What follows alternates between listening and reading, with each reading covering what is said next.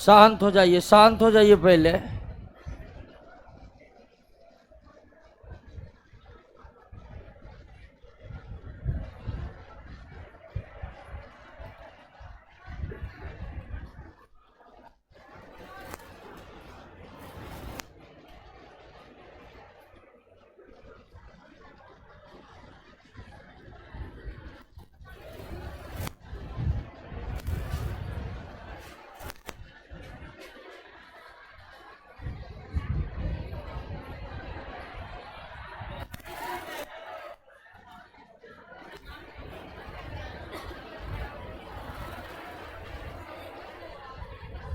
चलिए, class live हो गया है।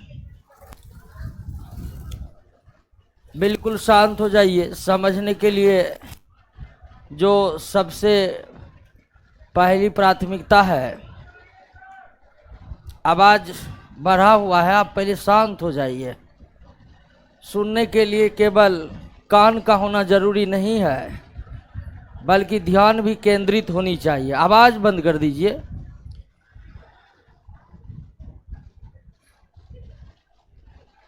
क्लास का शेड्यूल, आवाज थोड़ा कम कीजिए, ज़्यादा हो गया है।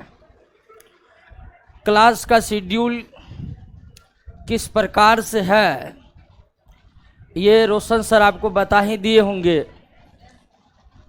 सोमवार से शुक्रवार तक बायोलॉजी का क्लास चलेगा, शनिवार और रविवार केमिस्ट्री का क्लास चलेगा। और चूँकि समय कम है और पढ़ना आपको बहुत ज़्यादा है, और आपसे ज़्यादा पढ़े लोग पहले से भी बैठे हुए हैं, ये भी एक बात है। आप अभी पढ़ना शुरू किए हैं, कई लोग ऐसे भी हैं, हम भी उसमें शामिल हैं, कि पहले से बहुत कुछ पढ़े हुए हैं। तो एग्ज़ाम में किस तरह का कंपटीशन है यह आप जानते ही हैं, देखे ही होंगे। हमें ज़्यादा कुछ बताने की आवश्यकता नहीं है। तो क्लास का शेड्यूल यही है कि सोमवार से शुक्रवार हम बायोलॉजी को लेकर चलेंगे, क्योंकि बहुत बड़ा विषय है, सब्जेक्ट है, और ज़्यादा प्रश्न साइंस में बायोलॉजी के अंतर्गत ही रहते हैं। दूसरा, आपके एग्जाम में जो बायोलॉजी के बाद सबसे महत्वपूर्ण स्थान रखता है वो केमिस्ट्री है। तो सप्ताह में 2 दिन, शनिवार और रविवार, हम केमिस्ट्री को डील करेंगे। उसके बाद जब बायोलॉजी और केमिस्ट्री समाप्त हो जाएगा तो फिर फिजिक्स आएगा और इकोनॉमिक्स आएगा। कुल 4 विषय हैं जिसमें थोड़ी बहुत हमारे पास जानकारी है, तो उस जानकारी आपके सामने हम रखेंगे।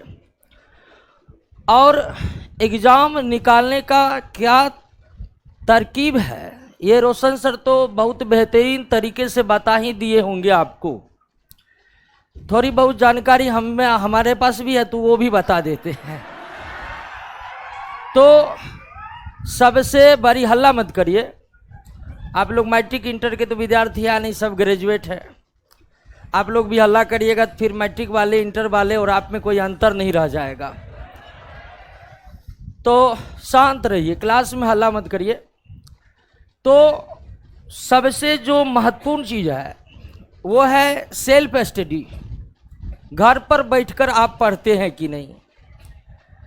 तो ये ध्यान रखिएगा कि अब जब तक एग्ज़ाम नहीं है, आपके पास पढ़ने के अलावा कोई दूसरा कार्य नहीं होना चाहिए।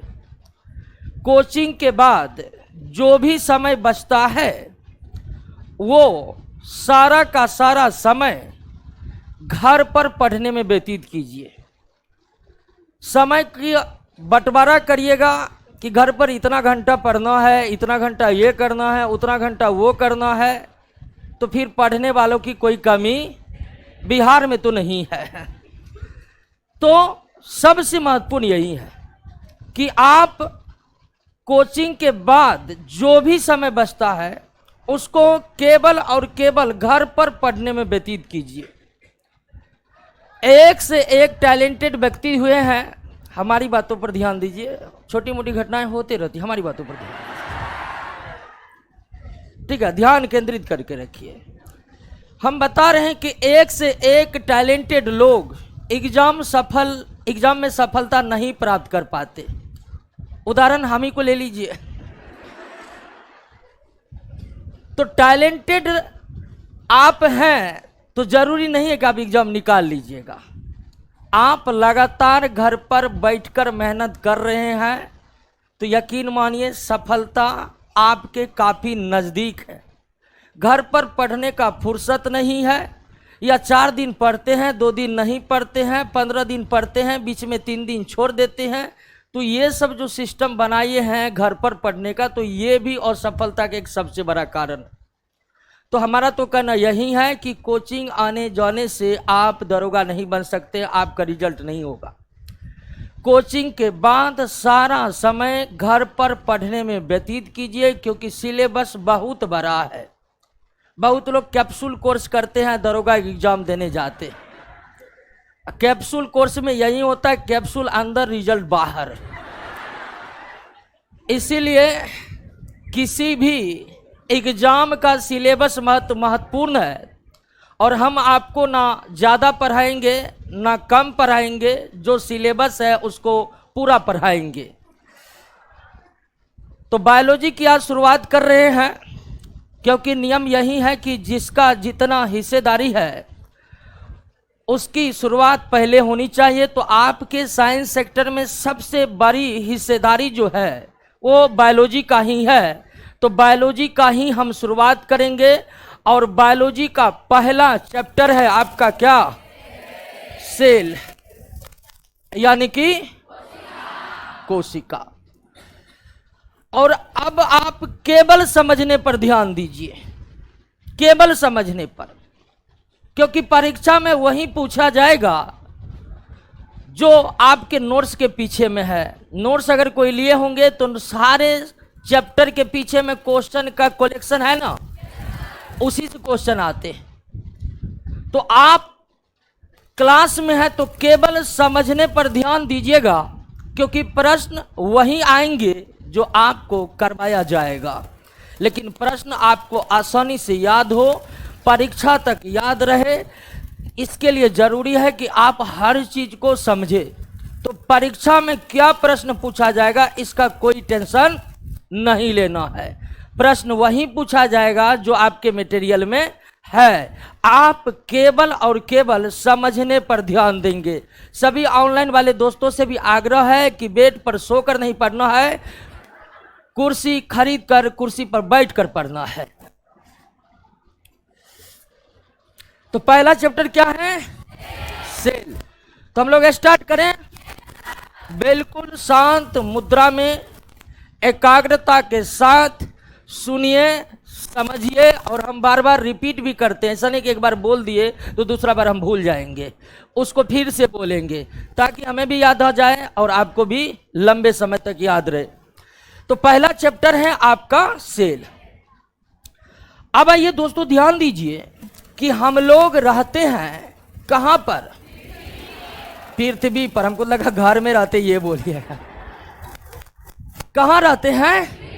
पृथ्वी पर। और हमारी जो पृथ्वी है यह 2 ही चीजों से मिलकर बना हुआ है, केवल 2 चीजों से। पृथ्वी केवल और केवल 2 चीजों से मिलकर बना हुआ है। एक है सजीव और दूसरा है निर्जीव। वेरी गुड, सबको याद है। क्या तीसरा भी कुछ है? नहीं है तो उसको हम बाद में पढ़ेंगे, फिलहाल नहीं है। तो यह पृथ्वी पर 2 ही चीज है, या तो सजीव है या फिर निर्जीव है। और सजीव क्या है, निर्जीव क्या है, इतना तो आप जानते ही होंगे। जिसमें जान है वो, जिसमें जान नहीं है, सजीव का भी जान निकल जाए तो वह क्या हो जाएगा? मानव सजीव है लेकिन मृत मानव निर्जीव है, ये भी ध्यान रखना है। तो पृथ्वी पर 2 ही चीज है, सजीव और निर्जीव। अब अगर आप एक निर्जीव पदार्थ के बनावट को समझेंगे, कोई भी निर्जीव पदार्थ ले लीजिए, जैसे कि हम ले लिए हैं क्या? पत्थर। गांव सब में इसे बोलते हैं क्या जानते हैं? गिट्टी। पत्थर एक निर्जीव पदार्थ है, और अगर हम इसके बनावट को समझेंगे या किसी भी निर्जीव पदार्थ के बनावट को हम समझने की कोशिश करें, तो हर एक निर्जीव पदार्थ की निर्माण प्रक्रिया की शुरुआत होती है कहां से? एटम से। कहां से? एटम से, परमाणु से। इसके बारे में आप थोड़ा बहुत जानते होंगे। एटम सूक्ष्मतम कण है जिससे मिलकर बना होता कौन? निर्जीव। उसके बाद एटम मिलकर के बना लेते हैं क्या? मॉलिक्यूल्स बना लेते हैं, यानी क्या बना लेते हैं? और अणुओं का जो ढेर है वही क्या हो जाता है? पत्थर, यानी कि निर्जीव। इस पृथ्वी पर जो भी निर्जीव पदार्थ है, चाहे वो ठोस है या द्रव है या गैस है, उसकी निर्माण प्रक्रिया कुछ इस तरह से ही हुआ है। एक निर्जीव पदार्थ का निर्माण छोटे छोटे सूक्ष्मतम कण परमाणुओं से हुआ है। परमाणु पुनः आपस में जुट करके क्या बनाते हैं? और हम जितने भी निर्जीव पदार्थों को आंखों से देख रहे हैं, वास्तव में वो अणुओं का ढेर है। वास्तव में वो अणुओं का ढेर है। आपके सामने यह डिजिटल बोर्ड है जो कि निर्जीव है। इस डिजिटल बोर्ड का भी निर्माण इसी क्रम में हुआ है। हम इलेक्ट्रॉन माइक्रोस्कोप या हाई क्वालिटी का माइक्रोस्कोप लेकर देखेंगे इस बोर्ड को, तो हमें छोटे छोटे क्या दिखाई पड़ेंगे? परमाणु जो मिलकर के क्या बनाए होंगे। और अंततः ये जो बोर्ड देख रहे हैं, डिजिटल बोर्ड देख रहे हैं दोस्तों, ये वास्तव में अणुओं का ही ढेर है। तो इस पृथ्वी पर जो निर्जीव पदार्थ है, उस निर्जीव पदार्थ का निर्माण किस क्रम में हुआ है, किस प्रकार से हुआ है, क्या इस बात को आप समझ गए हैं? पहले से भी समझे होंगे क्या जी? तो निर्जीव पदार्थ का निर्माण किस प्रकार से हुआ है, इसको आप समझ गए हैं। अब ध्यान दीजिए दोस्तों कि अगर निर्जीव पदार्थ का निर्माण इस क्रम में हुआ है, तो निश्चित तौर पर सजीवों का निर्माण तो किसी ना किसी क्रम में हुआ ही ना होगा। हुआ होगा कि ना हुआ? निर्जीव पदार्थ के निर्माण इस प्रकार हुआ है, तो किसी ना किसी प्रकार से किसका निर्माण हुआ होगा? सजीवों का निर्माण हुआ होगा। तो आइए अब हम थोड़ा सजीव के निर्माण प्रक्रिया को समझने की कोशिश करते हैं। सजीवों के निर्माण प्रक्रिया की शुरुआत कहां से होती है? सेल से होती है, यानी क्या? कोशिका से। यानी जिस तरह सूक्ष्मतम कण परमाणुओं से निर्जीव बने हुए हैं, ठीक उसी तरह सूक्ष्मतम इकाई कोशिका से कौन बने हैं? सजीव बने हुआ है। तो हर एक सजीव के निर्माण में जो सूक्ष्म इकाई भाग लेते हैं, आवाज अच्छा के लिए माइक सब ठीक कर दिए हैं।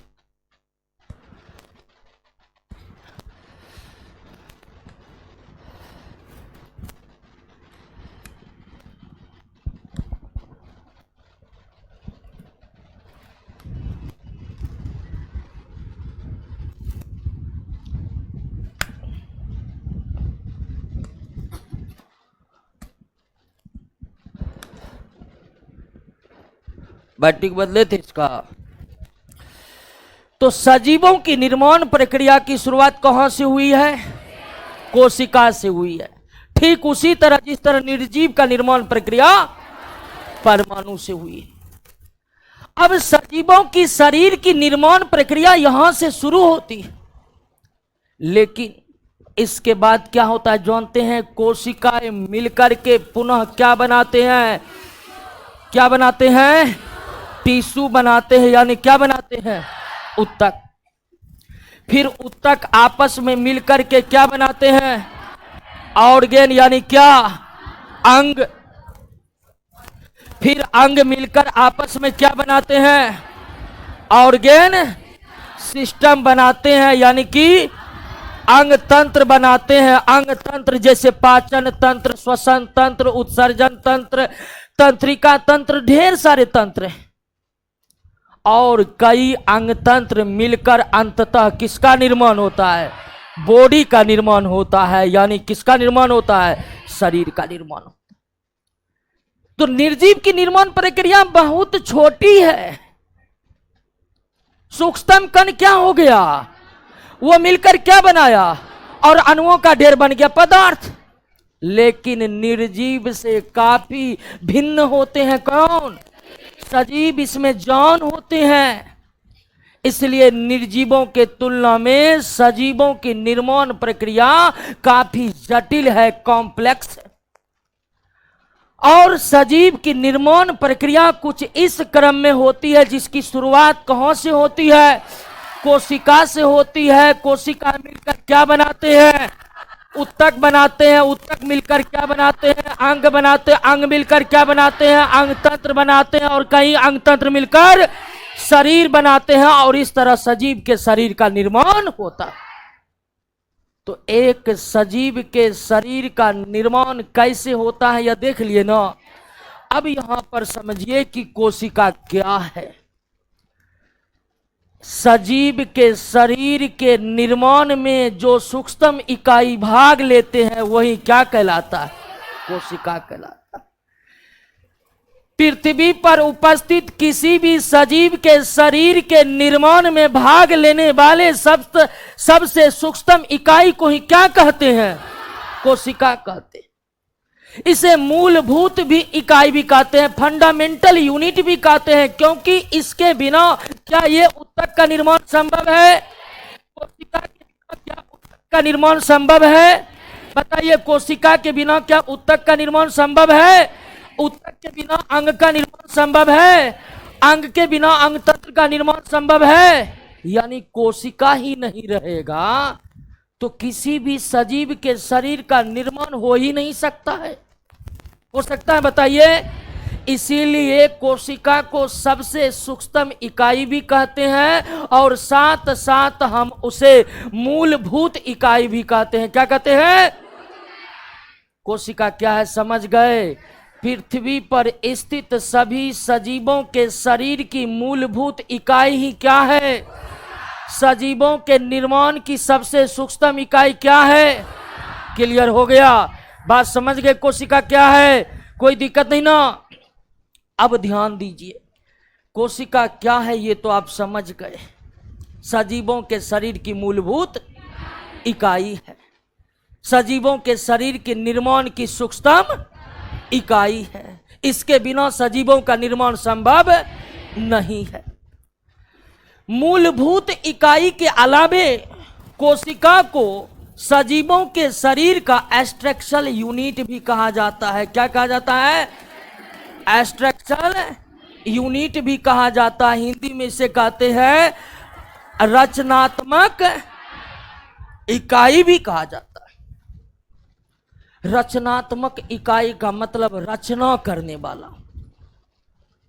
रचनात्मक इकाई जिसके बदौलत एक सजीव का शरीर आकार लेता है। सजीव के शरीर की जो रचना होती है उसमें मुख्य भूमिका किसका है? कोशिका का मुख्य भूमिका। इसलिए हम बोले क्योंकि इसके बिना यह सब नहीं हो सकता। हर एक सजीव के शरीर के रचना में मूल रूप से किसका योगदान है? और इसलिए कोशिका को क्या कहा जाता है? रचनात्मक इकाई कहा जाता है।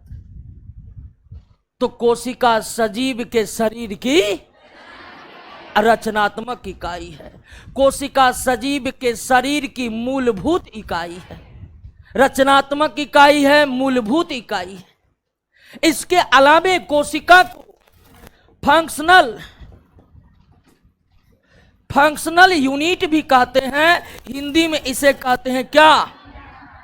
क्रियात्मक इकाई कहते हैं। क्या कहते हैं? क्रियात्मक इकाई। अब क्रियात्मक इकाई का मतलब क्या हुआ? तो ध्यान दीजिए, कोई भी सजीव जिंदा इसलिए बने रहते हैं कि उन सजीव के शरीर में स्थित सभी अंग कार्य करते रहते हैं। अगर सजीवों के शरीर का अंग कार्य ही ना करे तो क्या लगता है सजीव जिंदा रह पाएगा?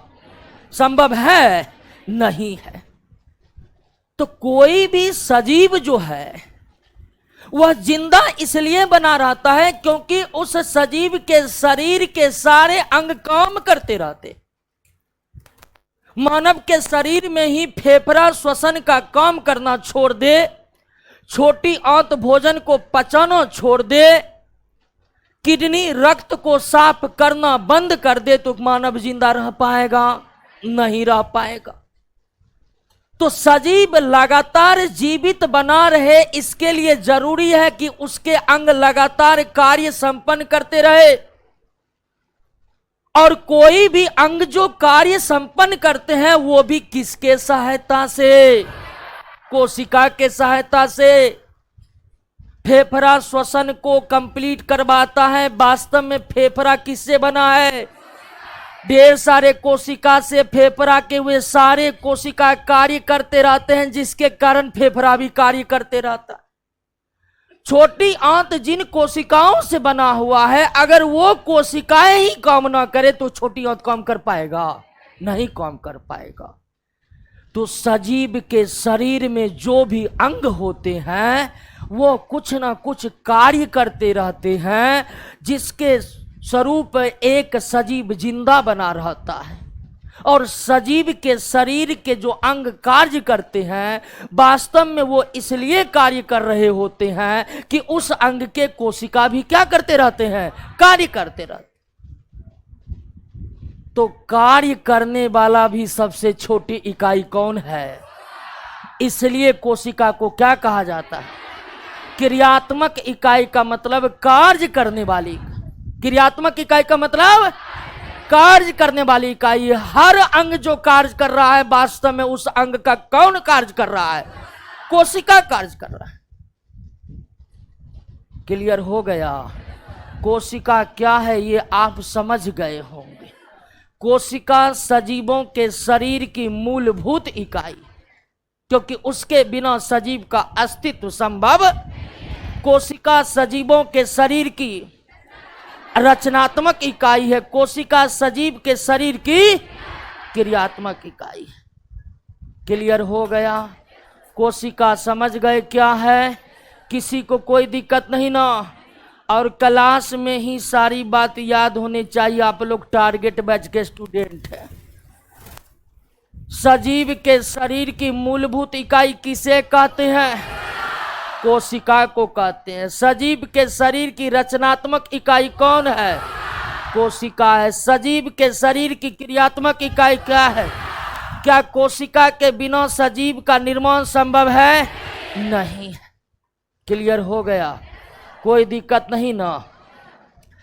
तो कोशिका समझ गए कि हर एक सजीव जो पृथ्वी पर है वह कोशिका से ही बना हुआ। और आपके बायोलॉजी में कोशिका का महत्व उतना ही है जितना आपके केमिस्ट्री में परमाणु का महत्व है। जिस तरह केमिस्ट्री में परमाणु महत्व रखता है, उसी तरह बायोलॉजी में कोशिका महत्व रखता है। क्लियर हो गया? अब ध्यान दीजिए दोस्तों कि यह बात तो आप समझ गए कि प्रत्येक सजीव का निर्माण कोशिकाओं से हुआ है। सजीव तो एक जैसे है नहीं दोस्तों। सजीव को अगर मुख्य रूप से देखें तो सजीव में मुख्य रूप से जंतु, पौधा, जंतु भी एक जैसे नहीं दोस्तों। कुत्ता हो गया, बिल्ली हो गया, मानव हो गया।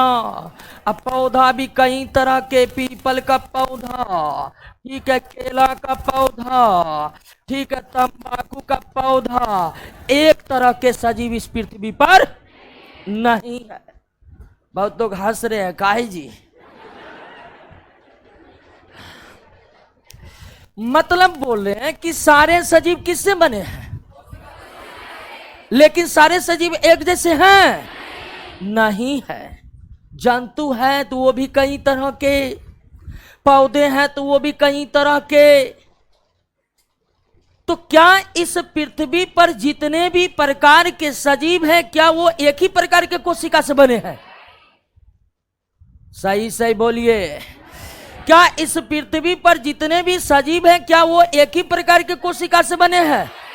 बिल्कुल नहीं दोस्तों, पकड़ ली है बात को।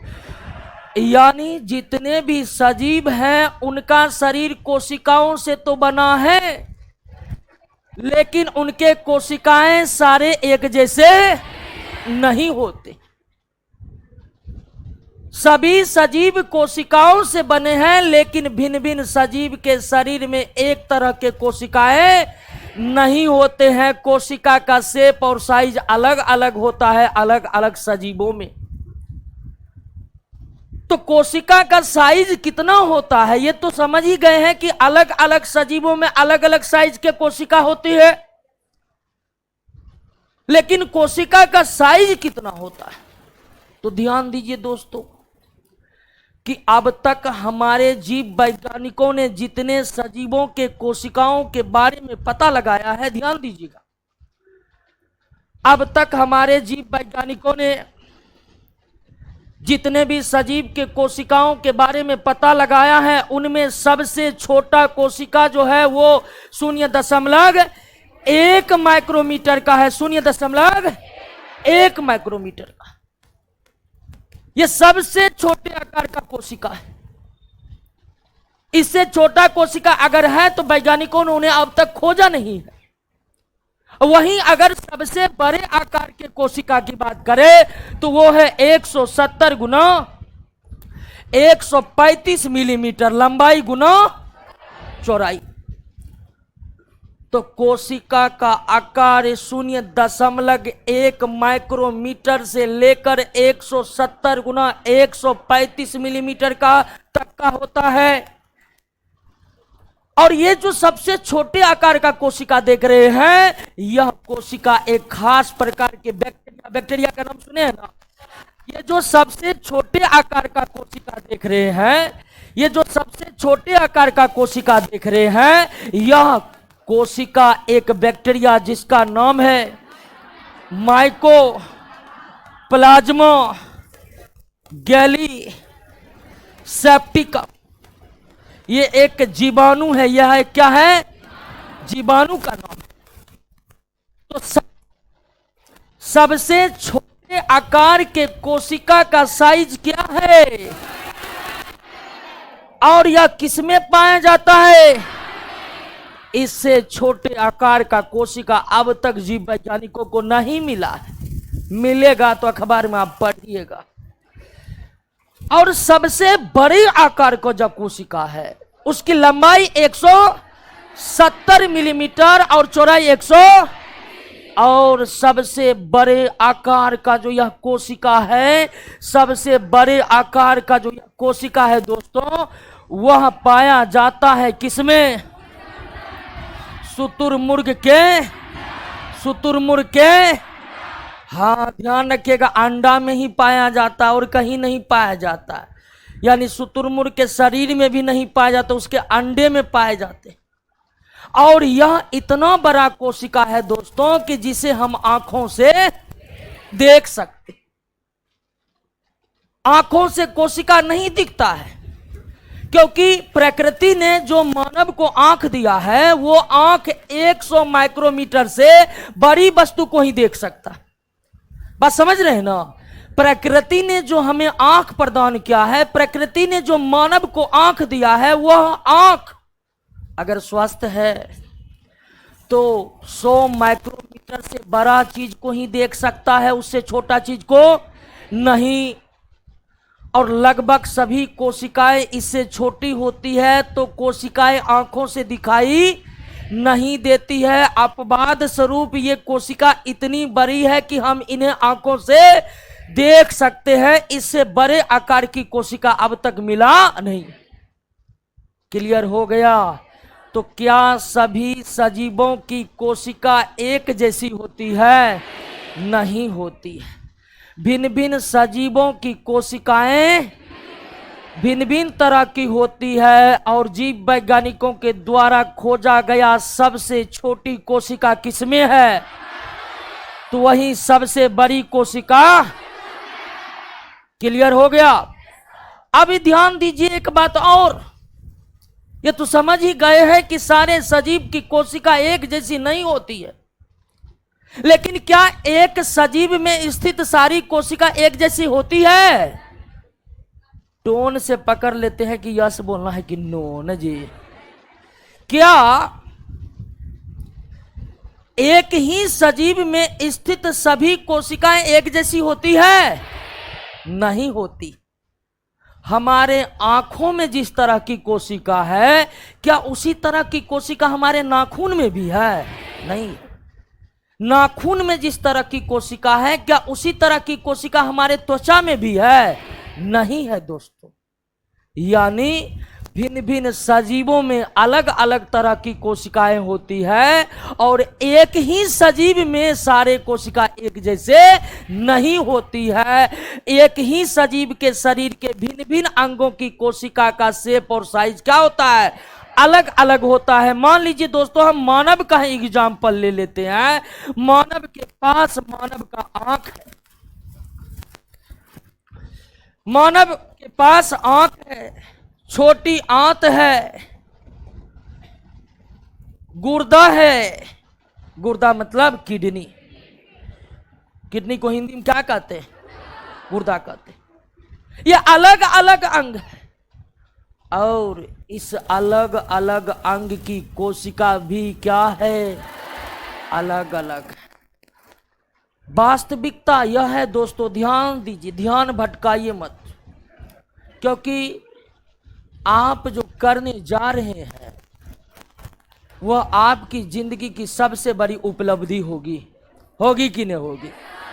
आपने अपने जीवन में कई सारे उपलब्धियां प्राप्त किए होंगे, बहुत सारे उपलब्धियां प्राप्त किए होंगे, क्योंकि आप सब लोग वयस्क हैं, ग्रेजुएट हैं। लेकिन जब आप दरोगा बनिएगा तो वह उपलब्धि बाकी सारे उपलब्धियों पर सबसे बड़ा होगा। तो अगर आप जिंदगी की सबसे बड़ी उपलब्धि को प्राप्त करना चाहते हैं तो इसके लिए सबसे बड़े त्याग की भी जरूरत होगी। इसलिए दरोगा की तैयारी करते समय उन गलतियों को बिल्कुल न दोहराइए जो आप पहले कर चुके हैं। और गलतियां कुछ होती नहीं है, सिर्फ घर पर बैठकर पढ़िए, कभी भी पढ़ाई को नजरअंदाज नहीं करिए। आप जब पढ़िएगा ना तो आपको पढ़ने का मन नहीं करेगा। आप जब पढ़िएगा तो आपको शॉर्ट वीडियो देखने का मन करेगा। आप जब पढ़िएगा तो आपको नींद लगने लगेगा। और यह समस्या सिर्फ आपकी नहीं है, सबकी है। इतना होने के बावजूद भी आप पढ़ते रहिएगा, यकीन मानिए नौकरी का लेने के लायक आप सबसे उत्तर। ताली मारने से कुछ नहीं होगा, ठीक है? समझिए और उतारिए। बात समझ रहे हैं ना? तो बहुत है कि सर पढ़ते पढ़ते मन टेंशन हो जाता है, सबका हो जाता है, आप इकलौते नहीं हैं। बहुत कहेगा पढ़ते पढ़ते जो है ना मन विचलित हो जाता है, सबका होता है, मेरा तो पढ़ाते पढ़ाते हो जाता है। बात समझ रहे हैं ना? तो ध्यान रखिएगा, कोई भी किसी भी तरह के बहाने बना को पढ़ाई को मत टालिएगा। तो भिन्न भिन्न सजीव में एक तरह की कोशिकाएं नहीं होती है, और एक ही सजीव के सारे अंगों में एक तरह की कोशिका। आप जानते हैं कि कोशिका का आकार और प्रकार कैसा होगा, यह निर्भर करता है कोशिका के कार्य पर। समान कार्य करने वाले कोशिका की आकार और आकृति भी क्या होगी? समान होगी। मानव के आंख और बंदर के आंख के कोशिका का शेप और साइज लगभग समान होगा। क्यों? तो उनके कार्य क्या है? समान है। बंदर भी अपने आंखों से देखने का कार्य करते हैं, मानव भी अपने आंखों से देखने का कार्य करते हैं। इसलिए बंदर के आंख और मानव के आंखों की कोशिका क्या होगी? लगभग समान होगी। छोटा बड़ा हो सकता है, लेकिन उसके बाद सब कुछ क्या होगा? समान होगा। समान कार्य करने वाले कोशिका की आकार और आकृति भी क्या होता है? और भिन्न भिन्न कार्य करने वाले कोशिका का आकार और आकृति भिन्न भिन्न होता है। क्या मानव के फेफड़े और मानव के छोटी आंत की कोशिका एक जैसी होगी?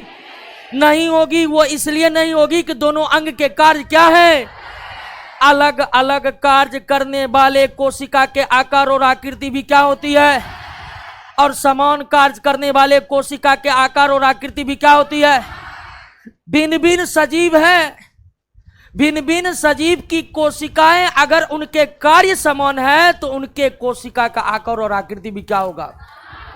क्लियर हुआ, बात समझ गए। किसी भी कोशिका का शेप और साइज क्या होता है, शेप और साइज किस पर डिपेंड करता है। समान कार्य करने वाले कोशिका का आकार और आकृति, भिन्न भिन्न कार्य करने वाले कोशिका का आकार और आकृति। क्लियर हो गया इतना। सभी सजीवों के शरीर की मूलभूत इकाई क्या है, क्रियात्मक इकाई क्या है, रचनात्मक इकाई क्या है। क्या इस पृथ्वी पर जितने सजीव हैं उनके कोशिकाएं एक समान है, नहीं है। किसी भी कोशिका का शेप और साइज, आकार और आकृति किस पर निर्भर करता है, कार्य पर निर्भर करता है। समान कार्य करने वाले कोशिका के आकार और आकृति समान समान है। पीपल के पेड़ और बरगद के पेड़ की वो कोशिका जो पानी का परिवहन करता है, आकृति एक जैसी होगी। क्यों, तो कार्य उसका क्या है, सेम है। क्लियर हो गया। जब शेप और साइज को आप समझ ही गए हैं तो अब हम बात करेंगे कोशिका की संख्या पर, कोशिका की संख्या पर।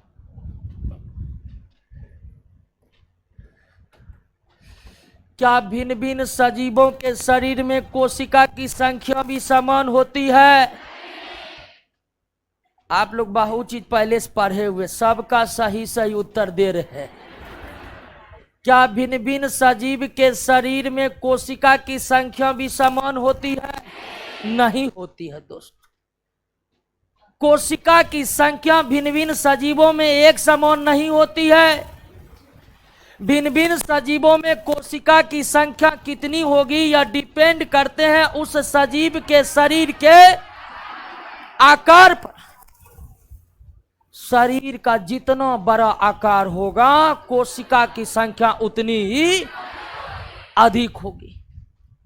शरीर का आकार जितना छोटा होगा कोशिकाओं की संख्या उतनी ही क्या होगी, छोटी होगी, संख्या उतनी ही कम होगी। आपसे पूछा जाएगा कि एक वयस्क चूहे में ज्यादा कोशिका होगा या एक वयस्क हाथी में।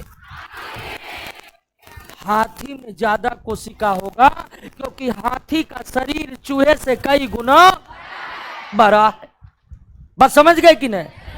चूहे के शरीर में ज्यादा कोशिका होगा या हाथी, क्यों, तो कोशिका की संख्या किस पर निर्भर करती है, शरीर के आकार पर। एक वयस्क गुलाब के पौधे में ज्यादा कोशिका होगा कि एक वयस्क बरगद के पेड़ में, बरगद के पेड़ में। क्लियर हो गया। तो आप समझ ही गए हैं कि भिन्न भिन्न सजीवों के कोशिकाएं एक जैसी नहीं होती है और भिन्न भिन्न सजीवों में कोशिका की संख्या भी समान नहीं होती। अब ध्यान दीजिए कि कोशिका को संख्या के आधार पर जीव वैज्ञानिकों ने, कोशिका की संख्या के आधार पर जीव वैज्ञानिकों ने समूचे सजीव को दो भागों में बांटा। कोशिका के संख्या के आधार पर इस पृथ्वी पर जितने भी सजीव है उसे कितने भागों में बांटा गया है, दो भागों में। एक है आपका यूनिसेलुलर यानी क्या, एक कोशिकीय, और दूसरा मल्टी सेलुलर यानी बहुकोशिकीय। कोशिका के संख्या के आधार पर सजीव कितने प्रकार के, दो प्रकार के। कोशिका की संख्या के आधार पर सजीव कितने प्रकार के, एक कोशिकीय और बहुकोशिकीय। अब एक कोशिकीय क्या है, बहुकोशिकीय क्या है, नाम से ही पता चल जाएगा। क्या, ऐसे सजीव जिनके शरीर में केवल एक कोशिका है, केवल एक कोशिका, उसे क्या कहते हैं, और जिनमें एक से अधिक है बहुकोषीय। अब एक कोशिकीय सजीव के शरीर में केवल और केवल क्या है? एक कोशिका है, और एक कोशिका आंखों से दिखेगा नहीं। तो जितने भी एक कोशिकीय सजीव है, जितने भी एक कोशिकीय सजीव है, जैसे जीवाणु, जैसे प्रोटो, ये सब एक ही कोशिका के बने सजीव है, एक कोशिकीय है, ये आंखों से दिखाई नहीं देते। कोई भी एक कोश के सजीव हमें आंखों से दिखाई नहीं देते हैं। और आंखों से दिखने वाला हर सजीव क्या है? आंखों से दिखने वाला हर सजीव क्या है? बहुकोश के, एक कोश की आंखों से दिखाई। तो संख्या के आधार पर सजीव कितने प्रकार के? अब थोड़ा सा यहां पर ध्यान देने वाली बात है कि आपने देखा शुरुआत में ही कि एक सजीव के शरीर के निर्माण किस प्रकार से होता है। कोशिका मिलकर क्या बनाती है? क्या बनाती है? उत्तक। उत्तक मिलकर क्या बनाता है? ऑर्गेन। अंग मिलकर क्या बनाता है? Organ system. और ऑर्गेन सिस्टम मिलकर क्या बनाता है? बॉडी। इस तरह सजीव का निर्माण होता है। लेकिन इस तरह से केवल किस सजीव का निर्माण होता है? बहुकोश। जो एक कोश के सजीव है उनका शरीर में केवल एक कोशिका है। यानी कि ये जो सजीव है इनके शरीर में उत्तक, जो एक कोश के सजीव होते हैं दोस्तों, जो एक कोश के सजीव होते हैं उनके शरीर में कोई उत्तक नहीं होते, उनके शरीर में कोई अंग, उनके शरीर में कोई अंगतंत्र, उनके शरीर में केवल और केवल जो एक कोश के सजीव होते हैं उनके शरीर में केवल एक कोशिका होता है। उनके शरीर में उत्तक नहीं होते, अंग नहीं होते, अंगतंत्र नहीं होते। जीवाणु का किडनी खराब हो गया है। काय आवाज फंस रहा है बार बार जी? बैटिक बदलो इसका तेजी से। 1 सेकंड बैटिक बदलवाते। अरे बैटिक तो साहब डिस्चार्ज है जी।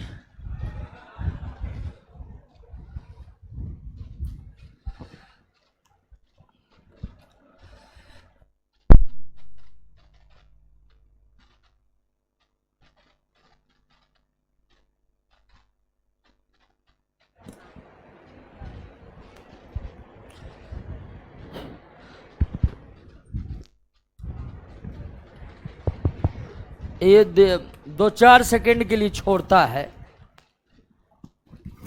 समझे?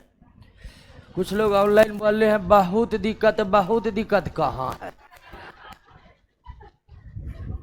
1-2 सेकंड के लिए आवाज छोड़ देता है, उसको जल्द ठीक करवा लेते हैं। हाँ, तो क्या बता रहे थे?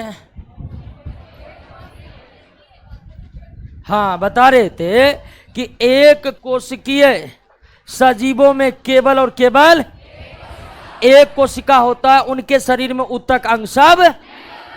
तो सजीवों की जो इस बनावट को आप समझे हैं वो कौन सजीव का है? जीवाणु में उत्तक होगा, अंग होगा, कुछ नहीं होगा, केवल और केवल एक कोशिका होगा। कोई दिक्कत नहीं ना? तो इतनी बात आप समझ चुके हैं ना? सजीवों के शरीर की मूलभूत इकाई क्या है?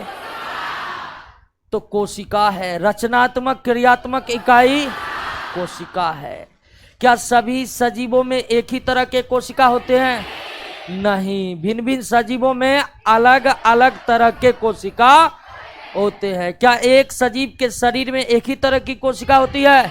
नहीं होती है। सजीव के अलग अलग कार्य करने वाले अंग की कोशिका भी क्या होती है? अलग होती है। लेकिन भिन्न भिन्न सजीवों में समान कार्य करने वाले अंग की कोशिका क्या होगा? एक सजीव के कोशिका का आकार और आकृति कैसी होगी यह किस पर निर्भर करता है? कार्य पर निर्भर करता है। क्या सभी सजीवों में कोशिका की संख्या समान होती है? नहीं होती है। सजीव के शरीर में कोशिकाओं की संख्या किस पर निर्भर करता है? शरीर के जितना बड़ा आकार उतनी ही अधिक संख्या में कोशिका। कोशिका के संख्या के आधार पर सजीव कितने प्रकार के? सभी सजीव जो आंखों से नहीं दिखते हैं वो एक कोशिकीय होते हैं, और जितने भी सजीव जो आंखों से दिख रहे हैं उत्तक अंग अंगतंत्र केवल किसमें होते हैं? उत्तक अंग अंगतंत्र का अभाव होता है किसमें? एक कोशिकीय सजीव का शरीर केवल और केवल,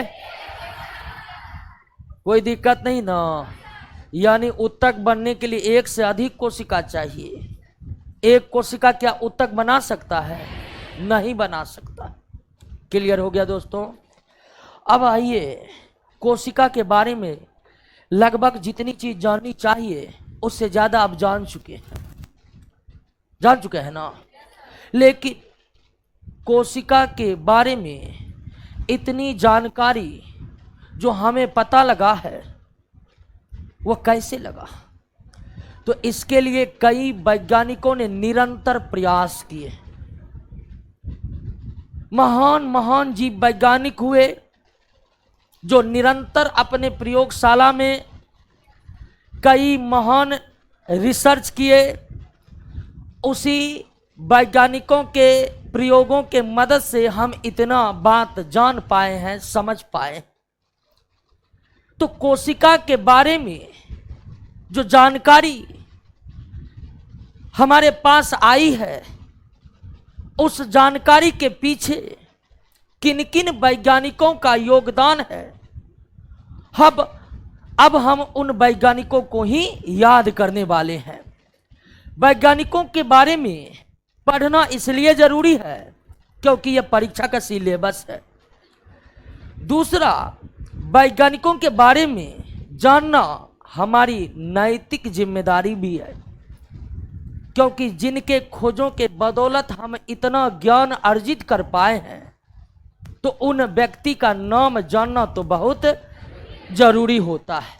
तो आइए अब हम उस वैज्ञानिकों के बारे में जानने का प्रयास करते हैं जिनके खोजों के बदौलत, जिनके रिसर्च के बदौलत हम इतनी बातों को समझ पाए हैं, इतनी बातों को जान पाए हैं।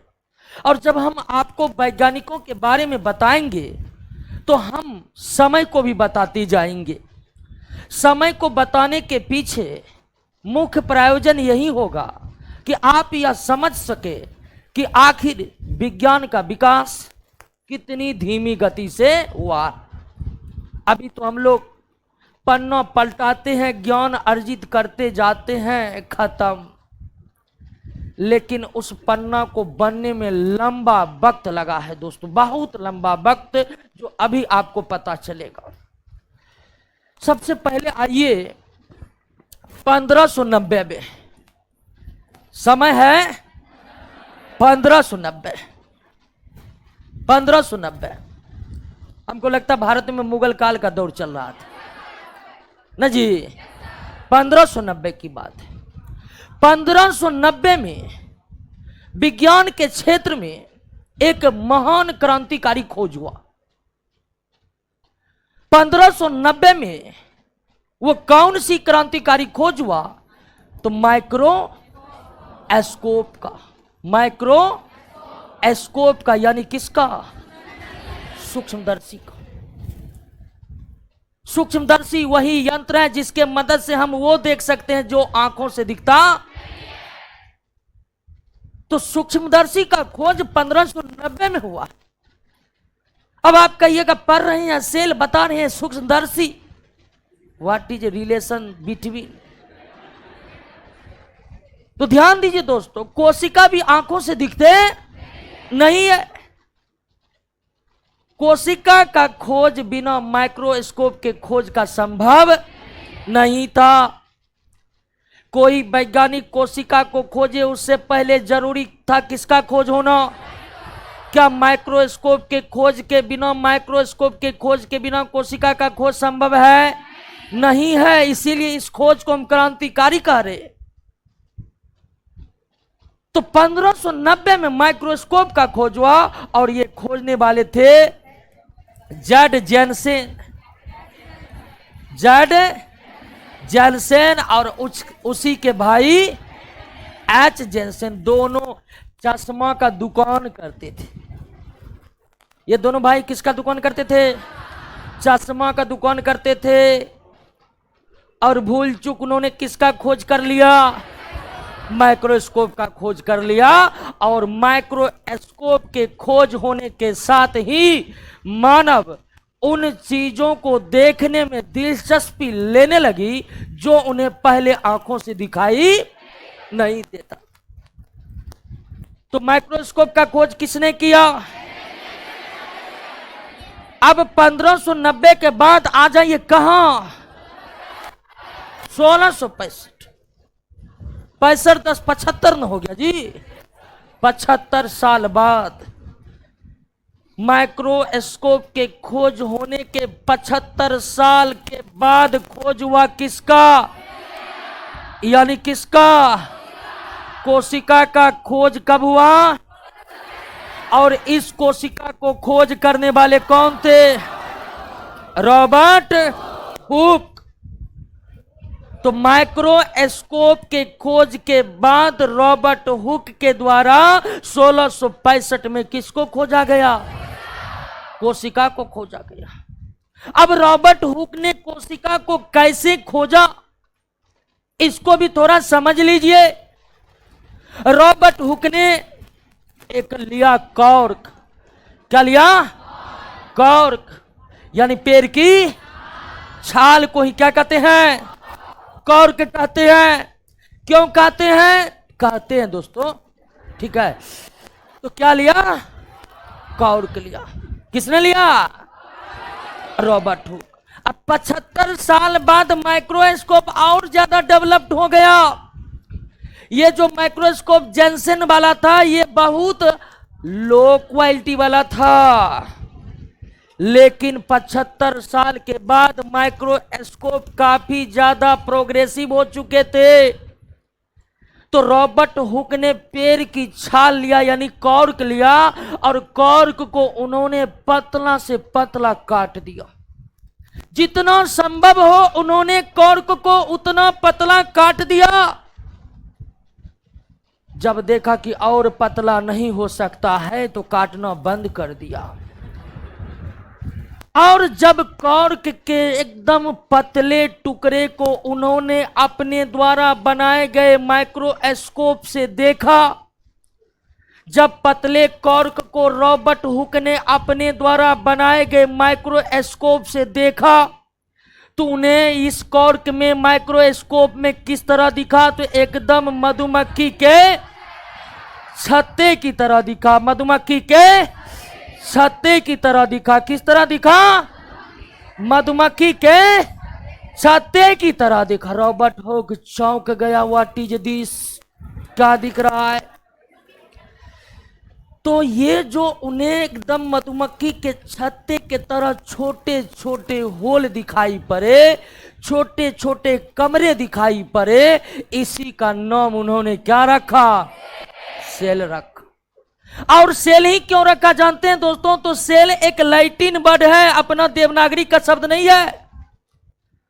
सेल कैसा शब्द है? लैटिन शब्द। और सेल जो ये लैटिन शब्द है इसका शाब्दिक अर्थ होता है क्या? सेल एक प्रकार का लैटिन शब्द है जिसका शाब्दिक अर्थ, और रॉबर्ट हुक को छोटा छोटा कमरा ही दिखाई दिया, इसीलिए उन्होंने इसका नाम क्या रख दिया? सेल रख दिया। और इस तरह से सेल का पहली बार खोज हुआ। क्लियर हो गया? तो सेल का खोज किस वर्ष हुआ?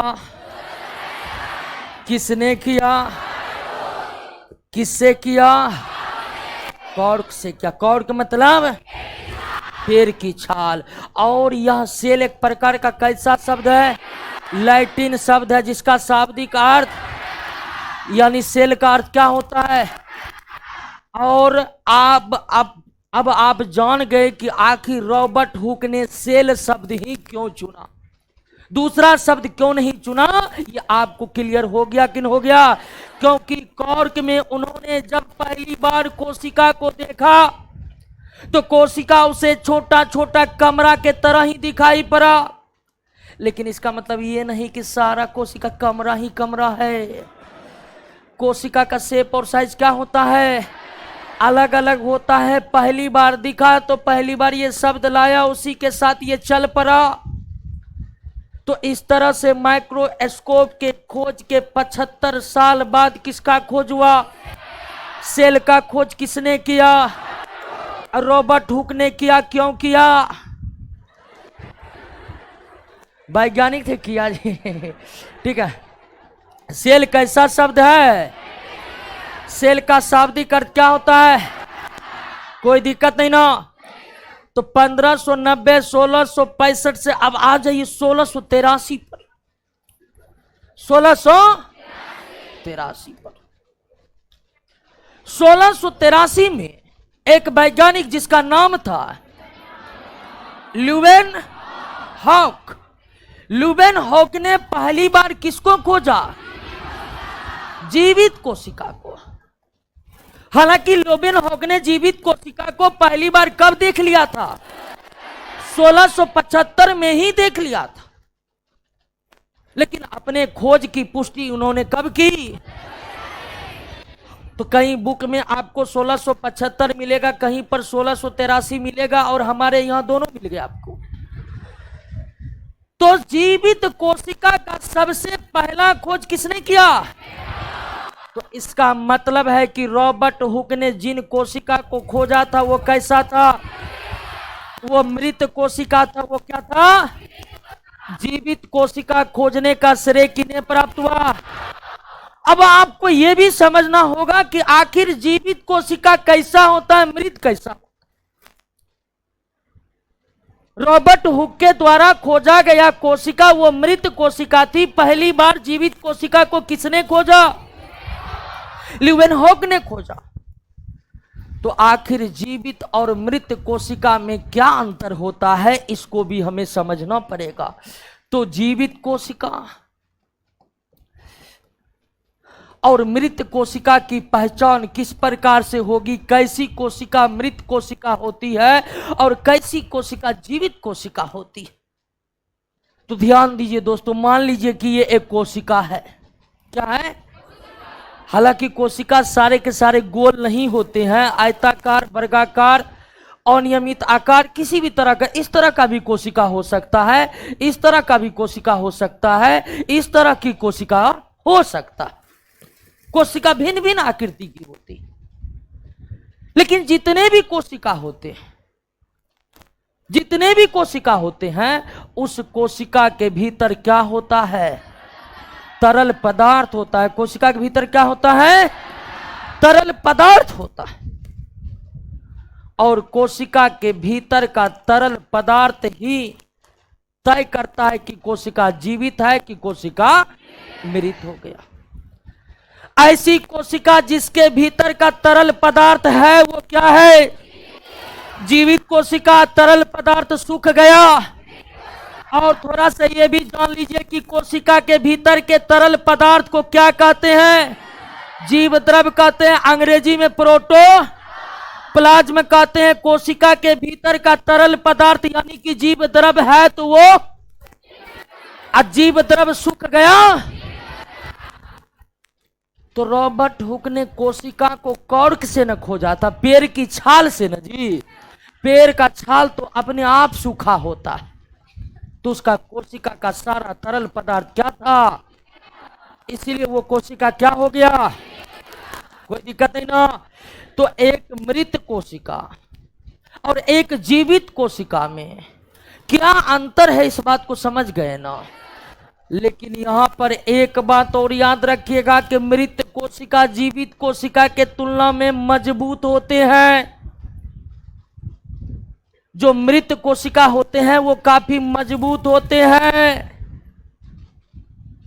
हम लोगों का नाखून या नाखून जो होते हैं, नाखून के ऊपरी भाग की कोशिका क्या होती है?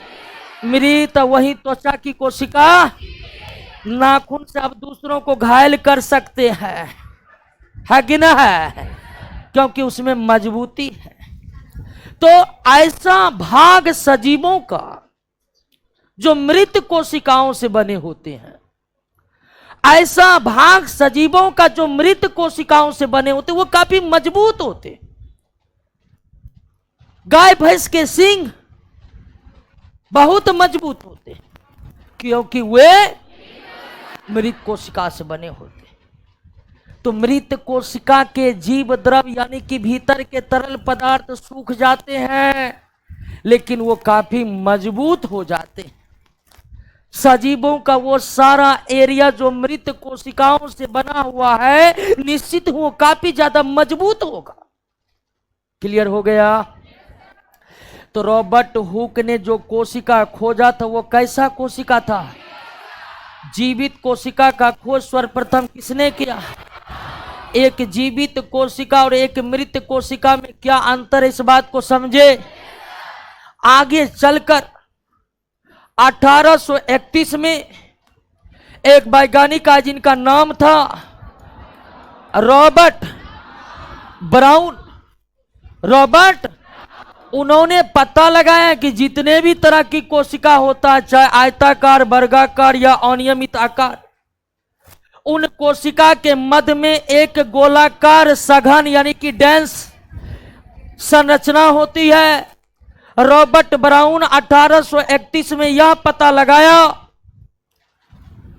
कि प्रत्येक कोशिका के मध्य एक सघन गोलाकार संरचना होती है और कोशिका के मध्य में पाई जाने वाली सघन गोलाकार संरचना को रॉबर्ट ब्राउन ने क्या नाम दिया? न्यूक्लियस नाम दिया, यानी हिंदी में। तो 1831 में यह पता चला कि कोशिका में क्या होते हैं? केंद्रक होते हैं। केंद्रक के खोजकर्ता कौन और केंद्रक नाम देने वाले भी कौन? Robert brown. हालांकि रॉबर्ट ब्राउन केंद्रक के खोज के लिए उतना ज्यादा जाने नहीं जाते हैं। रॉबर्ट ब्राउन का एक महत्वपूर्ण खोज केमिस्ट्री के कोलाइड चैप्टर में ब्राउनी गति से है। जो भी केमिस्ट्री की थोड़ी बहुत जानकारी रखते होंगे वो केमिस्ट्री में ब्राउनी गति के बारे में पढ़े होंगे। वह ब्राउनी गति के भी प्रतिपादक कौन है? और वो ब्राउनी, ये जो रॉबर्ट ब्राउन है, ये अपने ब्राउनी गति के लिए ज्यादा जाने जाते हैं। लेकिन कोशिका के मध्य के गोलाकार सघन संरचना, जिसे रॉबर्ट ब्राउन ने ही केंद्रक नाम दिया, तो आगे चलकर किसकी खोज हुई? केंद्रक की खोज हुई। अब ध्यान दीजिए, रॉबर्ट हुक ने कोशिका को खोज लिया, ल्यूवेन हुक ने जीवित कोशिका को खोज लिया, रॉबर्ट ब्राउन ने कोशिका के केंद्रक को खोज लिया। लेकिन अभी तक किसी भी वैज्ञानिकों को यह पता नहीं चला है कि कोशिका से ही सजीवों का निर्माण हुआ। अभी तक किसी भी वैज्ञानिकों को यह पता नहीं चला है कि जिस कोशिका को वो खोज लिए हैं उसी से सजीवों का निर्माण हुआ। आखिर कोशिका से ही सजीवों का निर्माण हुआ है। आखिर कोशिका से ही सजीवों का निर्माण हुआ है। इस बात की जानकारी कब लगा? इस बात की जानकारी तब लगा जब क्या पेश हुआ? Cell theory. ये सेल थ्योरी क्या है? तो थ्योरी है, और इस सेल थ्योरी का सबसे महत्वपूर्ण बात यह है कि सेल थ्योरी आने के बाद ही लोगों को यह जानकारी मिल पाई कि प्रत्येक सजीव किससे बना हुआ है? कोशिका से बना है। अभी तक जो वैज्ञानिक पढ़े हैं वो खाली हल्ला करें कोशिका कोशिका कोशिका। Robert brown, Leeuwen hook, Robert brown, किसी को यह जानकारी नहीं मिल पाई है कि वो जो खोज कर रहे हैं उसी से सजीवों का निर्माण हुआ है। सजीवों का निर्माण कोशिका से हुआ है या प्रत्येक सजीव कोशिकाओं से बने हुए हैं, इसकी जानकारी क्या आने के बाद लगी? और सेल थ्योरी आपको लगभग 1838 1939 में आया और ये दो वैज्ञानिक स्लाइडेन तथा स्वान के द्वारा, स्लाइडेन तथा स्वान ने मिलकर पेश किया क्या? Cell theory. सेल थ्योरी किन दो वैज्ञानिकों ने मिलकर पेश किया? स्लाइडेन और सेल थ्योरी की सबसे महत्वपूर्ण बात क्या थी कि इससे यह जानकारी मिल पाई कि प्रत्येक सजीवों का निर्माण सेल से हुआ। सेल थ्योरी में कई सारी बातें थी, लेकिन मुख्य बातें कितनी थी? 4। मुख्य बातें कितनी थी? 4 थी। तो वो जो 4 मुख्य बातें थी सेल थ्योरी के, उसी 4 मुख्य बातों का हम लोग जिक्र करेंगे एक बार फिर से। सबसे पहला मुख्य बात सेल थ्योरी का यही था कि प्रत्येक सजीव कोशिका से बना है। कुछ एक कोशिका से बना है और कुछ एक से अधिक कोशिका से बना। सेल थ्योरी की सबसे महत्वपूर्ण बात यही थी कि इन्होंने बताया कि पृथ्वी पर जितने भी सजीव है सारे के सारे किससे बने हैं? कोशिका से बने। कुछ सजीव एक कोशिका से और कुछ एक से अधिक कोशिका से। दूसरी महत्वपूर्ण बात थी कि कोई भी सजीव क्यों ना आप देख रहे हो पृथ्वी पर, कोई भी सजीव, हर प्रत्येक सजीव के निर्माण की, प्रत्येक सजीव की निर्माण की शुरुआत प्रत्येक सजीव के निर्माण की शुरुआत एक ही कोशिका से होती है। आप बड़ा से बड़ा सजीव को देख लीजिए, छोटा से छोटा सजीव को देख लीजिए, हर सजीव का जो निर्माण शुरू होता है कितने? एक कोशिका से। हाथी का भी निर्माण पहली बार शुरू होता है कितने कोशिका से? और चूहा का भी निर्माण शुरू होता है पहली बार कितने कोशिका से? तो सेल थ्योरी की पहली बात कि प्रत्येक सजीव और प्रत्येक सजीव के निर्माण की शुरुआत एक ही कोशिका से होती है, हर सजीव का। मानव की निर्माण प्रक्रिया हम आपको बता रहे हैं, एक मानव का निर्माण कैसे होता है। मानव के निर्माण में मेल बॉडी का भाग लेता है स्पर्म सेल, फीमेल बॉडी का भाग लेता है ओवा सेल। मेल बॉडी के स्पर्म सेल और फीमेल बॉडी का ओवा सेल आपस में फर्टिलाइज होते हैं, बनाते हैं क्या? जायगोट। और जायगोट जानते हैं क्या है? एक कोशिकीय। जायगोट क्या है? एक कोशिकीय। फिर आगे जायगोट बना लेता है इम्ब्रियो। इम्ब्रियो को हम क्या कहते हैं हिंदी में? भ्रूण। भ्रूण आगे चलकर क्या बनाता है? गर्भ, अंग्रेजी में फीटस। अब फिर गर्भ आगे चलकर क्या बनता है? शिशु। अब फिर शिशु लेते हैं जन्म। तो एक मानव की भी निर्माण की शुरुआत जो हुआ है कहां से?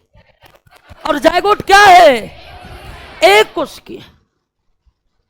और ऐसा सिर्फ मानव के साथ नहीं है दोस्तों, हर एक सजीव जो एक कोशिकीय है वो तो एक कोशिका वाला है ही, लेकिन जो बहुकोशिकीय है उसकी भी शुरुआत कहां से होती है? एक कोशिकीय से। और आपको पता है जब आपको जायगोट देखेगा, भिन्न भिन्न जंतु का जायगोट देखेगा, आप अंतर नहीं कर पाइएगा। आपको मानव का जायगोट दे देगा, हाथी का जायगोट दे देगा, घोड़ा का जायगोट दे देगा, और दे देगा माइक्रोस्कोप, पता लगा ये कौन घोड़ा का, कौन हाथी का, कौन मानव का, नहीं पता लगा। भिन्न भिन्न जंतु जो पृथ्वी पर है उनके जायगोट एक ही तरह के होते हैं, जायगोट में कोई अंतर नहीं होता। क्लियर हो गया? तो सेल थ्योरी की पहली महत्वपूर्ण बात यही थी कि प्रत्येक सजीव किससे बना है? कोशिका से बना है, प्रत्येक सजीव के निर्माण की शुरुआत एक ही कोशिका से होती है। प्रत्येक सजीव के निर्माण की शुरुआत एक ही कोशिका से होती है। बहुत लोग अभी ये थक गया है, ठीक है, कर कि छुट्टी दीजिए, नींद आ रहा है दोस्तों, दुकान खोल लीजिए। दरोगा की तैयारी करते करते आपको ढेर सारे परेशानियों से गुजरना पड़ेगा, ये बात जान लीजिए।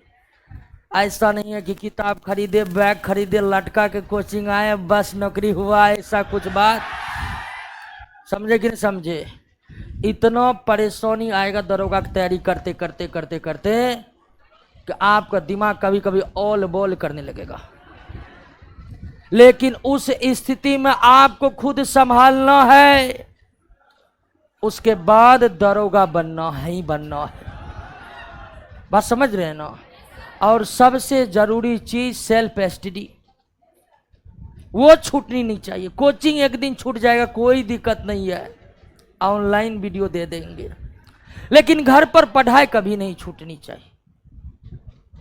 अधिकांश लोगों की तैयारी इसलिए मुकम्मल नहीं हो पाती है क्योंकि वो ठीक तरह से घर पर बैठकर यानी सेल्फ स्टडी करते ही नहीं है। जाएगा पढ़ने, देख रहा है शॉर्ट वीडियो, यही स्थिति हो गई है। आजकल तो लोग धर्म स्थलों पर जाते हैं इसलिए ताकि वो ईश्वर का भक्ति नहीं, फोटो खिंचा सके। सही बात बता रहे हैं। आजकल का जनरेशन किसी भी धर्म का क्यों ना हो, अक्सर धर्म स्थलों पर जाकर के ईश्वर के भक्ति नहीं करते, फोटो खिंचवाते रहते। देखे है ना। तो सब कुछ से बचकर रहना है, खासकर फोटो खिंचाने से तो बिल्कुल बच के रहना।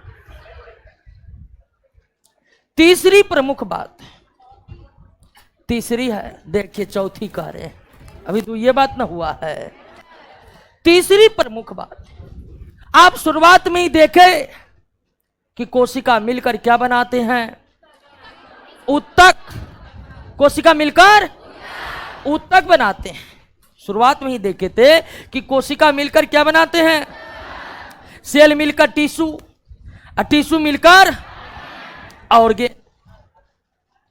क्या हुआ, जाइए जाइए इसी देख निकल जाइए।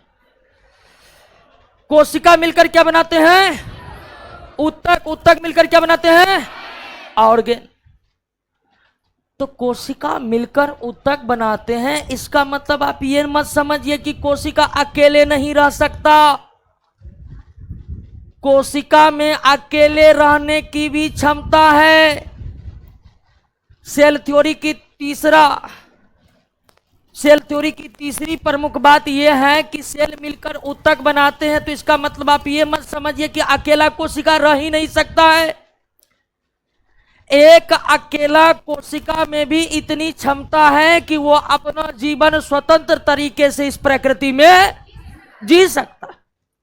किसी जीवाणु के शरीर में केवल एक कोशिका होती है, वो जीवित रहती है कि नहीं रहती। तो जरूरी नहीं है कि कोशिका मिलकर उत्तक बनाएगा तब एक कोशिका जिंदा रह पाएगा। एक अकेला कोशिका में भी इतनी क्षमता है कि वे स्वयं जीवन यापन कर सकते। एक अकेला कोशिका में भी इतनी क्षमता है कि वह स्वतंत्र रूप से जीवन यापन कर सके। क्लियर हो गया। और चौथी प्रमुख बात कि नए कोशिका का निर्माण जिस भी प्रक्रिया से होता हो उसमें प्रमुख भूमिका केंद्रक की होती है। ध्यान दीजिए, सेल थ्योरी लगभग सारी बात बता दिया, लेकिन सेल थ्योरी यह बताने में असफल रहा कि सजीव के शरीर में नया कोशिका बनता कैसे है। सेल थ्योरी का लाइन देख रहे हैं कि नए कोशिका का निर्माण जिस भी प्रक्रिया से होता, यानी स्लाइडेन और स्वान को अब तक यह नहीं पता चला है कि नया कोशिका बनता कैसे है, लेकिन वो इस बात को कह रहे हैं कि जैसे भी बनता उसमें प्रमुख भूमिका किसकी होती है? केंद्रक। वही केंद्रक जिसका खोज रॉबर्ट ब्राउन ने किया। तो सेल थ्योरी में कितने प्रमुख बात थी? और हमको लगता है कि चारों बात आपको याद हो गया होगा। प्रत्येक सजीव कोशिका से बना है, यह पहली बार किसने बताया? स्लाइडेन और स्वान ने, यानी कि सेल थ्योरी ने। हर सजीव का निर्माण कितने कोशिका शुरू होता है? एक कोशिका शुरू होता है। जरूरी नहीं है कोशिका मिलकर ऊतक बनाएगा तबे जीवित रहेगा, एक अकेला कोशिका भी जीवित रह सकता है। नए कोशिका का निर्माण जिस भी प्रक्रिया से होते उसमें प्रमुख भूमिका। तो सेल थ्योरी नए कोशिका के निर्माण प्रक्रिया को बताने में असफल रहा। सेल थ्योरी यह नहीं बता पाया कि नया कोशिका बनता कैसे। क्लियर हो गया? एक बार सेल थ्योरी की प्रमुख बातें पढ़िए, तो नोट नहीं लिए हैं कोई? ले लीजिएगा, ठीक है, ले लीजिएगा। मार्केट में हर जगह हमारा नोट उपलब्ध है। अब तो पढ़ना है ही, क्या पढ़ना है ये तो तय कर लिए ना, तो नोट ले लीजिएगा या फोटो स्टेट करवा लीजिएगा। अब ध्यान दीजिए दोस्तों, अल्लाह नहीं हल्ला मत करिए। सभी लोग वयस्क और सबको पता है क्या करना है।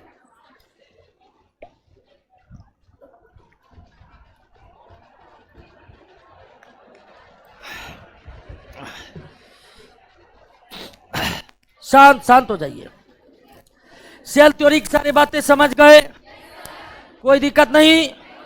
जब तक नोट नहीं है तब तक मोबाइल है ना, उससे फोटो खींच लेंगे क्या? अब आगे देखिए, अब ध्यान दीजिए आगे। सेल थ्योरी हो गया। तो 1838-39 में क्या आया? उसके बाद 1839 में ही एक वैज्ञानिक थे जिनके नाम था क्या? पुरकिंजे ने। इन्होंने किसके बारे में पता लगाया? किसके बारे में? जीव द्रव के बारे में, जिसको अंग्रेजी में क्या कहते हैं? प्रोटोप्लाज्म। और आप जानते हैं प्रोटोप्लाज्म कितना महत्वपूर्ण है। इसी के आधार पर कोशिका जिंदा है या मृत है ये पता चलता है कि ना है? तो कोशिका के भीतर के जीव द्रव का खोज किसने किया? पुरकिंजे ने किया। कब किया? और एक कोशिका का सबसे महत्वपूर्ण भाग कौन है? और यह कोशिका का सबसे महत्वपूर्ण भाग इसीलिए है कि इसी आधार पर यह तय होगा कि कोशिका जीवित है कि।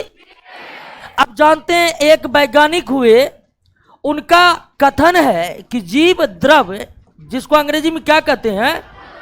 प्रोटोप्लाज्म, जीवन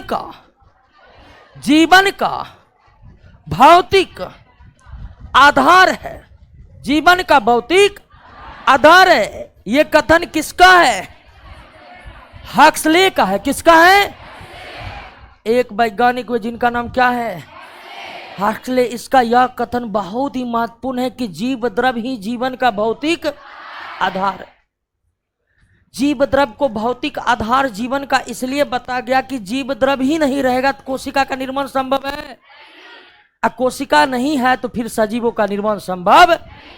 इसी कारण से हक्सले का कथन है कि जीव द्रव जीवन का भौतिक, जीव द्रव जीवन का भौतिक आधार है। किसका कथन है? हक्सले का। अजीव द्रव को किसने खोजा? किसने खोजा? पुरकिंजे ने खोजा। कोशिका के भीतर के तरल पदार्थ को क्या कहते हैं? जीव द्रव कहते। कोई दिक्कत नहीं। 1839 के बाद 1846 में भी एक वैज्ञानिक जिसका नाम था वॉन मोल, उन्होंने भी जीव द्रव को खोजा। 1839 के बाद 1846 में भी एक वैज्ञानिक हुए जिसका नाम था वॉन मोल, उन्होंने भी जीव द्रव को खोजा। लेकिन पहली बार किसने खोजा? पहली बार किसने खोजा? कूड़ किंजन क्लियर हो गया। अब आइए दोस्तों 1855 में, 1855 में रुडोल्फ विर्चो, रुडोल्फ विर्चो ने यह पता लगा लिया कि आखिर नया कोशिका बनता कैसे।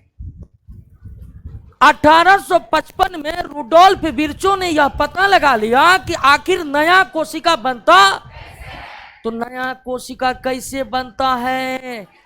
तो नया कोशिका का निर्माण किससे होता है? किससे होता है? पुराना कोशिका से। 1855 में रुडोल्फ विर्चो ने वह जानकारी सामने ला दी जो सेल थ्योरी भी नहीं ला पाया। सेल थ्योरी में नया कोशिका बनता कैसे, इस बात की जानकारी मिल पाई थी, लेकिन रुडोल्फ विर्चो ने यह बात का पता लगा लिया कि एक सजीव के शरीर में नए कोशिका का निर्माण उस सजीव के शरीर में स्थित पहले के ही किस कोशिका से होता है, और पुराने कोशिका से नया कोशिका बनना क्या कहलाता है? कोशिका विभाजन कहलाता है। क्या कहलाता है? कोशिका विभाजन कहलाता है। सेल, तो सेल डिवीजन का खोज किसने की? सेल डिवीजन का मतलब है पुराना कोशिका से वह प्रक्रिया जिसके द्वारा सजीवों के शरीर में पुराने कोशिका से नए कोशिका बनता, उसे क्या कहते हैं? कोशिका विभाजन का खोज किसने किया? किसने किया? Rudolf Virchow. कोई दिक्कत? अब ध्यान दीजिए कि अब तक कोशिका के बारे में बहुत कुछ सामने आ चुका, बहुत कुछ सामने आ चुका। बात मत करिए, बहुत लोग बात करने लगते हैं, ये भी क्लास का एक बहुत बड़ी बीमारी है। झूठ मूठ का बात कर रहे हैं, बात नहीं करना। जिससे बात कर रहे हैं वही आपका परीक्षा में 5 को क्वेश्चन गलती करवाएगा। तो जनरल कंपटीशन पर किसी पे भरोसा, खुद पे भरोसा करें। मिलजुल कर तैयारी करना अच्छी बात है, लेकिन क्लास में मिलजुल कर पढ़ना अच्छी बात। केवल अपना दिमाग लगाइए और हमारे दिमाग से रिलेट कीजिए, ठीक है? बातचीत करना है तो बुलाइए उसको, डेरा पर बनाइए, चिकन खिलाइए और बात करिए, क्या? लेकिन क्लास में नहीं। क्लास में जब आप बातचीत करते हैं तो आपके दिमाग का बंटवारा हो जाता है। दिमाग का कुछ हिस्सा हमारी बातों को सुनता है, अधिकांश हिस्सा जिससे बात करे उस पर लगा रहा। और जनरल कंपटीशन में रेस कुछ इस कदर है कि दिमाग का बंटवारा अगर हो गया तो फिर उस एग्जाम को क्रैक करना बहुत मुश्किल हो जाएगा। तो कोशिका विभाजन का मतलब क्या होता है? क्लियर? अब ध्यान दीजिए कि इतना कुछ होने के बाद जनता मांग करने लगा कि वैज्ञानिक आ रहे हैं, खोज रहे हैं, कोई आ रहे हैं कोशिका खोज रहे हैं, कोई आ रहे हैं कोशिका का केंद्रक खोज रहे हैं। लेकिन अब जनता का मांग उठा कि आप लोग मिलजुल कर बैठिए और डायरेक्ट क्लियर कीजिए, ये जो कोशिका की है ये होता कैसे है। अब तक ये क्लियर नहीं हुआ कि कोशिका होता कैसा है। रॉबर्ट हुक आ गया, कहा कि जो कमरा है ना वही कोशिका है। बाद में पता चला रॉबर्ट ब्राउन का कि कमरे की तरह कोशिका नहीं है, कोशिका गोलाकार, आयताकार, हर तरह का उसके बीच में केंद्रक है। रुडोल्फ विर्चो तो नया कोशिका भी बना दिया। इसलिए अब डिमांड आने लगा कि कोशिका होता कैसा है, इसको क्लियर किया जाए। और कोशिका होता कैसे है यह जानकारी सबसे पहले एक थ्योरी के बदौलत आई, जिसका नाम क्या था?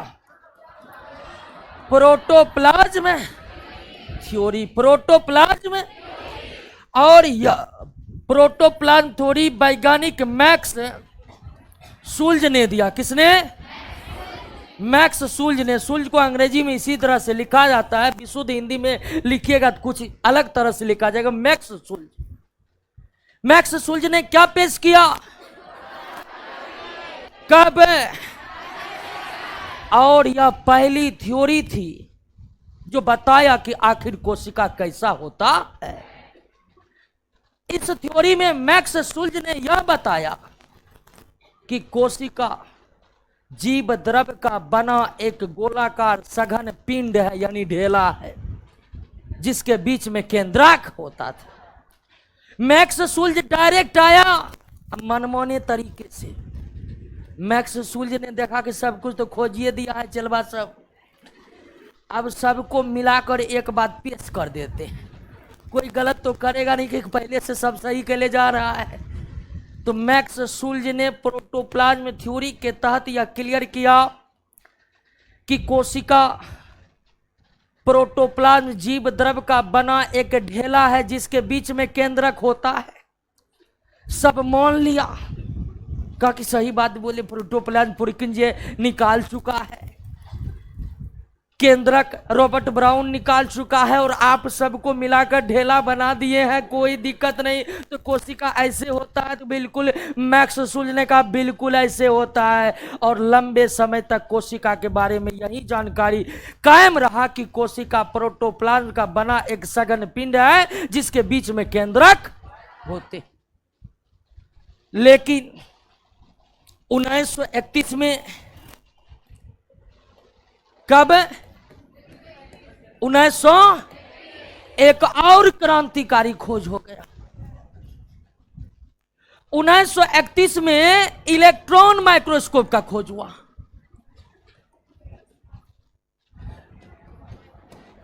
और जो नोट ले लिए होंगे वो यहां पर क्या देख रहे होंगे?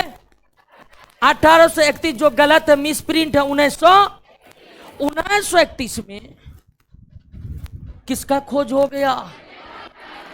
इलेक्ट्रॉन माइक्रोस्कोप का, जिसका खोज एम नॉल तथा ई रस्का ने किया। किसका खोज किया? Electron microscope. और इलेक्ट्रॉन माइक्रोस्कोप जो है, इलेक्ट्रॉन में है, कहा सो रहे हैं जी, बनिएगा दरोगा, सोइएगा क्लास में, सोइए नहीं। दरोगा बनने के लिए शरीर को भी फिट रखना बहुत जरूरी है, ठीक है ना? तो ये भी ध्यान रखिएगा, सिर्फ पढ़ने में लगे रहे, शरीर साथे ने दिया तो दौड़िएगा कैसे? और शरीर को फिट रखने के लिए चावल रोटी सही मात्रा में खाना है, किसी भी तरह के पाउडर नहीं फाँकना है, ठीक है ना? हाँ। तो एम नॉल और ई रस्का ने किसका खोज किया? और यह माइक्रोस्कोप इतना पावरफुल माइक्रोस्कोप है कि इससे परमाणु को भी 10 लाख गुना बड़ा करके देखा जा सकता। जैसे ही यह माइक्रोस्कोप का खोज हुआ, जैसे ही इलेक्ट्रॉन माइक्रोस्कोप का खोज हुआ, अब यह बताने का जरूरत ही नहीं रह गया कि कोशिका कैसा होता है, क्योंकि कोशिका जैसे भी होता है वो इससे दिखता है, वो भी स्पष्ट।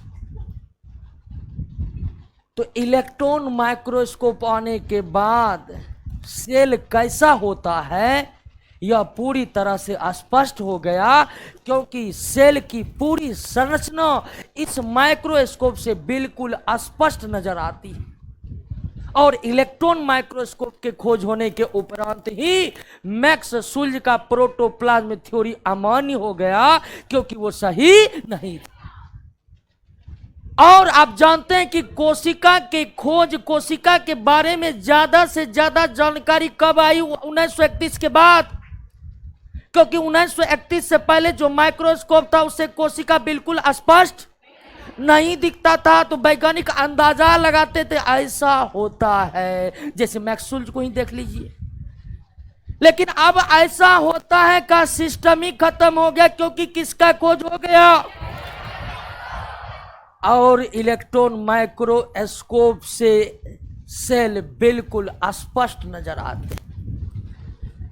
तो इलेक्ट्रॉन माइक्रोस्कोप से सेल कैसे नजर आते हैं?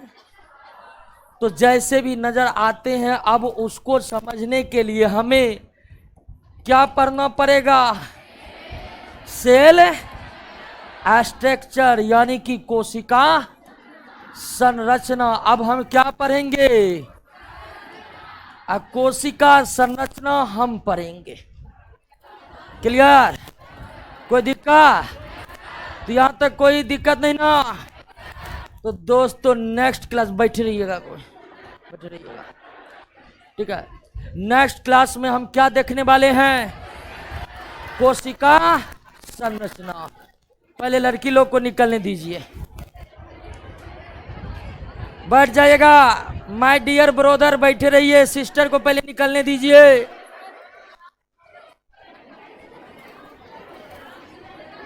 चलिए, राजबल कुमार करा दरोगा कितना कटअप क्यों जाता है? आदमी सब पढ़ने लगा है।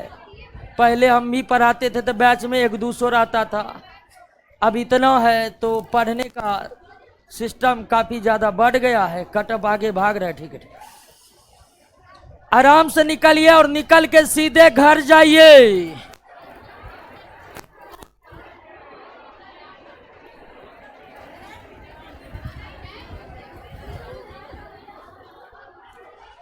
ठीक है दोस्तों, रजत जी, कुशवाहा जी, बेरोजगार लड़का, गुड्डू कुमार, पिंटू कुमार, फुलटूस कुमार, टिंकू कुमार, सबका बहुत बहुत धन्यवाद जुड़ने के लिए। मिलते हैं अगले क्लास में कोशिका संरचना के साथ। फिलहाल कल सैटरडे है, लेकिन कल से केमिस्ट्री की शुरुआत नहीं होगी। केमिस्ट्री की शुरुआत अगले सप्ताह के शनिवार रविवार। काहे वीडियो शूट कर रहा है जी? आए, मोबाइल छीना जाएगा, बेहोश हो जाएगी, फिर कभी होश नहीं आएगा।